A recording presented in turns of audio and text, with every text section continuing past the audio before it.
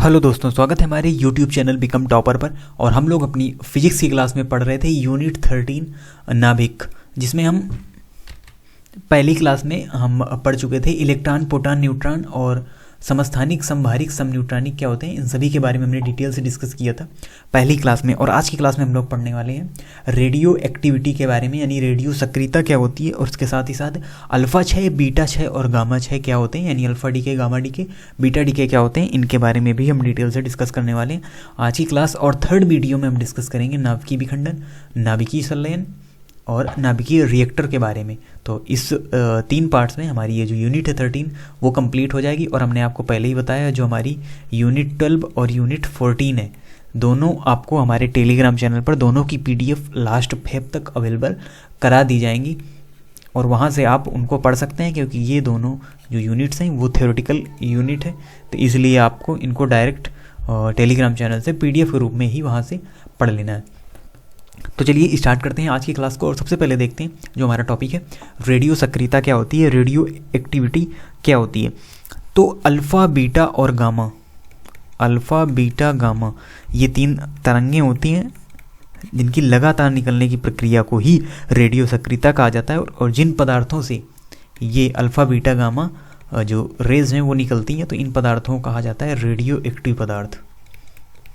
और radio active पदार्थ कौन से होते हैं, तो हमारी पृथ्वी में भी कई सारे रेडियो एक्टिव तत्व पाए जाते हैं जिनसे ये तरंगें निकलती हैं, और ये तरंगें काफ़ी हानिकारक भी होती हैं, जो अल्फ़ा, बीटा, गामा रेज होती हैं, और यूजफुल भी होती हैं। इनका यूज़ भी किया जाता है कई सारी जगहों पर, जो हम आपको आगे बताएंगे कि रेडियो एक्टिवता के क्या यूज होते हैं, यानी रेडियो सक्रियता के क्या उपयोग होते हैं, इनके बारे में भी हम डिस्कस करेंगे। तो आपको इसकी जो डिफिनीसन है वो याद रखनी है कि अल्फ़ा, बीटा, गामा तरंगों की लगातार निकलने की प्रक्रिया को रेडियो सक्रियता कहा जाता है, और ऐसे पदार्थों को रेडियो सक्रिय कहा जाता है। और अगर बात करें इसके रीजन की, क्या इसका रीजन होता है, तो इसका रीजन जो होता है, यानी ये क्यों रेडियो जो एक्टिव पदार्थ होते हैं वो क्यों होते हैं, तो इनका रीजन ये होता है कि ये अस्थिर नाभिक होने के कारण रेडियो एक्टिव होते हैं, यानी इनसे अल्फ़ा, बीटा, गामा तरंगों का जो निर्गमन है वो हमको देखने को मिलता है। क्यों? अस्थिर नाभिक होने के कारण, यानी नाभिक इनका अस्थिर होता है। जिन पदार्थों का जिन तत्वों का वही होते हैं रेडियो सक्रिय तत्व, तो अस्थिर नाभिक होने के कारण ये रेडियो सक्रिय तत्व होते हैं। और ये जो टॉपिक है ये केमिस्ट्री का भी टॉपिक है, रेडियो सक्रियता वहाँ पर भी आपको देखने को मिलेगी। तो ये केमिस्ट्री और फिजिक्स दोनों जगह ये चैप्टर है, ये टॉपिक दोनों जगह दिया हुआ है, तो हमको फिजिक्स के हिसाब से इसको पढ़ना है। और साथ ही साथ इससे जो रिलेटेड और जो GS बेस्ड जनरल नॉलेज से रिलेटेड क्वेश्चन है उनको भी हम यहाँ पर आपको बताएंगे।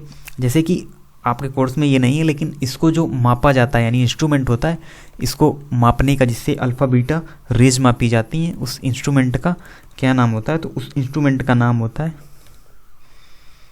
Geyser Muller counter.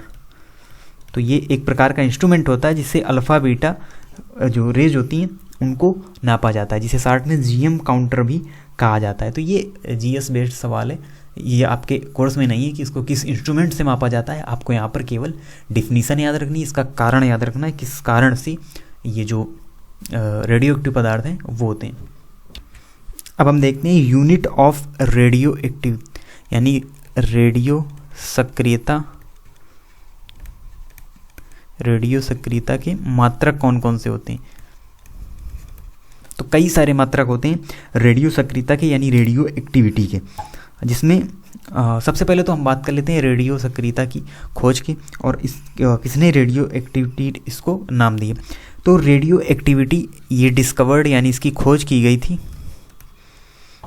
H. Becquerel के द्वारा। हेनरी बेकुरल एक वैज्ञानिक थे जिनके द्वारा इसकी खोज की गई थी रेडियो सक्रियता की, लेकिन इसको रेडियो एक्टिविटी नाम दिया था मैडम क्यूरी ने। तो दोनों ने मिलकर इसकी खोज की थी, इसीलिए दोनों वैज्ञानिकों का नाम यहाँ पर इम्पोर्टेंट बनेगा। और रेडियम एंड पोलोनियम डिस्कवर्ड, और अगर खोज में भी कई बार मैडम क्यूरी का ही नाम आपको देखने को मिलेगा बुक्स वगैरह में, तो आपको कंफ्यूज नहीं होना है, दोनों ने मिलकर इसकी खोज की थी रेडियो सक्रियता, इसलिए एक लोगों का दिया गया डिस्कवर्ड, यानी बेकुरल के द्वारा खोजा गया, और नाम दिया मैडम क्यूरी ने। और इसके साथ ही साथ मैडम क्यूरी ने रेडियम और पोलोनियम की भी खोज की है। इन्होंने रेडियो सक्रियता की खोज की। फिर इन्होंने रेडियम और पोलोनियम, ये रेडियो एक्टिव तत्व हैं, इनकी भी खोज मैडम क्यूरी ने की थी।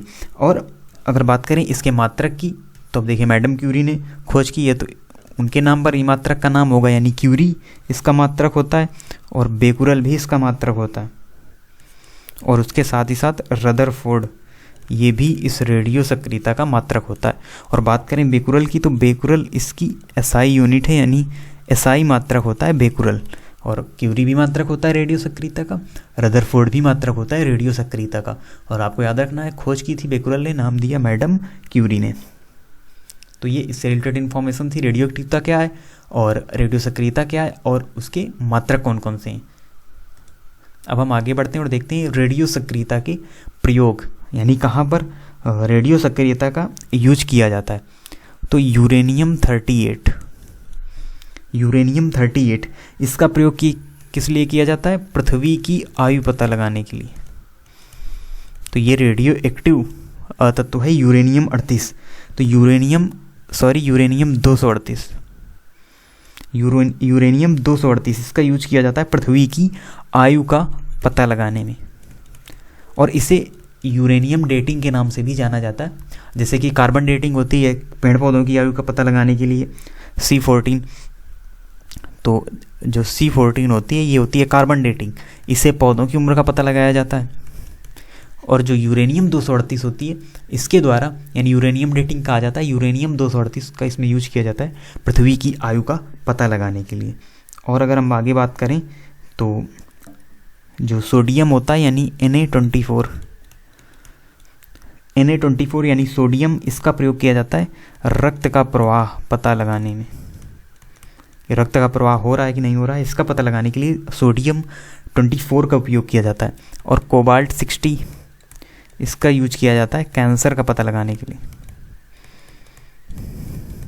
तो ये रेडियो एक्टिव तत्वों के उपयोग हैं। और उसके बाद बात करें अगर हम फास्फोरस 32 की, तो इसका उपयोग किया जाता है ब्लड कैंसर की कोशिकाओं को नष्ट करने और त्वचा रोगों के इलाज में। किसका उपयोग किया जाता है? फास्फोरस 32 का। और फिर आता है आयोडीन 131, इसका उपयोग किया जाता है थायराइड ग्रंथि की समस्या में। तो थायराइड ग्रंथि हमारी गले के पास पाई जाती है, तो उसके जो रिलेटेड समस्याएं हैं या हम कह सकते हैं घेंघा बीमारी, वो गले में ही होने वाली बीमारी है, उसके उपयोग में आयोडीन 131 का यूज किया जाता है। तो ये रेडियो सक्रियता के उपयोग हैं हमारी दैनिक जीवन में, ये रेडियो सक्रियता के उपयोग हैं। तो ये टॉपिक भी हमारा कंप्लीट होता है। अब आगे देखते हैं अल्फ़ा 6 के बारे में, यानी इसे ही कहा जाता है अल्फ़ा डीके। तो अल्फ़ा 6 क्या होता है? यानी किसी पदार्थ से अल्फ़ा कणों का निकलना। तो क्या उसमें चेंज आता है अल्फ़ा डीके के दौरान, उसको हम देखेंगे। तो देखिए यहाँ पर हम कोई तत्व लेते हैं X, कोई तत्व X है जिसका परमाणु क्रमांक Z, परमाणु भार A है, इस प्रकार से डिनोट किया जाता है। तो क्या होता है कि इससे जब एक अल्फ़ा कण निकलता है, तो देखिए अल्फ़ा कण क्या होता है? अल्फ़ा कण होता है 2He4, यानी हीलियम परमाणु होता है तो उसका परमाणु क्रमांक 2 और परमाणु भार 4 होता है। तो ये होता है अल्फ़ा कण। ये एक निकलेगा, यानी एक अल्फ़ा कण निकलेगा तो वो परमाणु क्रमांक में 2 की कमी और परमाणु भार में 4 की कमी कर देता है उस तत्व में, प्लस 2He4। तो ये हो जाता है अल्फ़ा कण, यानी अल्फ़ा कण का 6 हुआ। यहाँ पर एक अल्फ़ा कण निकला यानी अल्फ़ा डीके हुआ। तो ये एक कोई तत्व था Z परमाणु क्रमांक और A परमाणु भार वाला, जब उससे एक अल्फ़ा कण निकला तो जो परमाणु क्रमांक है वो 2 कम हो गया और परमाणु भार 4 कम हो जाता है। तो हम ये कह सकते हैं एटॉमिक नंबर 2 यूनिट चेंज होता है और एटॉमिक मास 4 नंबर कम होता है, यानी परमाणु क्रमांक 2 कम हो जाता है और परमाणु भार 4 कम हो जाता है। किसी तत्व को भी आप यहाँ पर ले सकते हैं। अब आगे बढ़ते हैं और हम देखते हैं बीटा डीके के बारे में। तो ये है बीटा 6, यानी जिसे बीटा डीके कहा जाता है। यहाँ पर जो बीटा यानी एक बीटा ही यहाँ पर निकलता है और बीटा को डिनोट किया जाता है -1E0। इस प्रकार से बीटा कण को डिनोट किया जाता है। तो इसका जब क्षय होता है तो फिर हम उसी प्रकार से एक X कोई तत्व है जिसका परमाणु क्रमांक Z है, परमाणु भार A है, उससे जब एक बीटा कण निकलता है तो उसके परमाणु क्रमांक में 1 की कमी, परमाणु क्रमांक में 1 की वृद्धि और परमाणु भार सेम रहता है। इस प्रकार से उसमें चेंज आता है। प्लस एक इसमें एंटी न्यूट्रिनो भी इसमें साथ ही साथ निकलता है बीटा 6 में, यानी बीटा डीके में। इसको नाम दिया जाता है एंटी न्यूट्रिनो। तो ये भी साथ ही साथ इसी के साथ यहाँ पर निकलता है। तो यहाँ पर क्या चेंज हुआ, एटॉमिक नंबर इंक्रीज +1। और बात करें अगर हम एटॉमिक मास की, तो यहाँ पर नो चेंज, यानी एटॉमिक मास पर कोई चेंज नहीं होता, एटॉमिक मास सेम रहेगा उस तत्व का। अगर उससे बीटा कण निकल रहा है यानी बीटा डीके हो रहा है वहाँ पर। और साथ ही साथ एक एंटी न्यूट्रिनो निकलेगा, और एंटी न्यूट्रिनो जो होता है इसका चार्ज भी शून्य होता है और इसका द्रव्यमान भी शून्य होता है, और ये प्रचक्रण करता है, यानी प्रचक्रण की क्रिया इसमें देखने को मिलती है। तो ये साथ ही साथ बीटा डीके में ये साथ में ही निकलता है एंटी न्यूट्रिनो। तो इसको भी आपको याद रखना है। अब चलिए बढ़ते हैं लास्ट टॉपिक की ओर, जो कि है गामा डीके। गामा 6 होता है जब किसी तत्व में, तब वहाँ से किस प्रकार से चेंज आता है उस रिएक्शन में या उस रेडियो एक्टिव तत्व में। तो उसी प्रकार से X एक रेडियो एक्टिव तत्व है जिसका परमाणु क्रमांक Z और परमाणु भार A है। इससे जब एक गामा का 6 होता है, तो यहाँ पर देखिए कुछ भी चेंज नहीं होता है, यानी atomic number and atomic mass remain same. Atomic number यानी जो परमाणु क्रमांक है वो भी सेम रहता है, और जो एटॉमिक मास है, एटॉमिक मास भी यहाँ पर सेम रहता है। यानी जो गामा कण है, जो गामा तत्व है, तत्व नहीं, ये गामा एक कण ही होता है। तो ये जब निकलता है किसी रेडियो एक्टिव तत्व से, तो फिर उसमें कोई भी चेंज नहीं होता है, एटॉमिक नंबर में कोई चेंज नहीं होता, और ना ही एटॉमिक मास में कोई चेंज होता है। तो शार्ट में हम ये समझें कि अल्फा कण निकलने पर एटॉमिक नंबर में 2 की कमी और एटॉमिक मास में 4 की कमी हो जाती है। और जब बीटा कण निकलता है तो एटॉमिक नंबर में 1 की वृद्धि और एटॉमिक मास में कोई वृद्धि नहीं। और जब गामा कण निकलता है तो no change atomic number, no change atomic mass. तो इस प्रकार से अल्फ़ा बीटा गामा डीके होता है इसी प्रकार से। तो अगर आपसे ये क्वेश्चन पूछा जाता है बोर्ड एग्जाम में, तो आप इस प्रकार से इसको डिस्क्राइब कर सकते हैं कि किस प्रकार से उनमें चेंज होता है अल्फ़ा बीटा और गामा डीके में।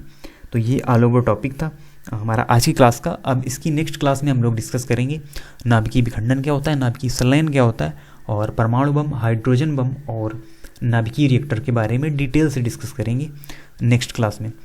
तो अगर आपको वीडियो पसंद आया हो तो लाइक करें और हमारे चैनल को सब्सक्राइब भी करें, और साथ ही साथ पढ़ते रहें। और मिलते हैं आपसे नेक्स्ट क्लास में, तब तक के लिए धन्यवाद।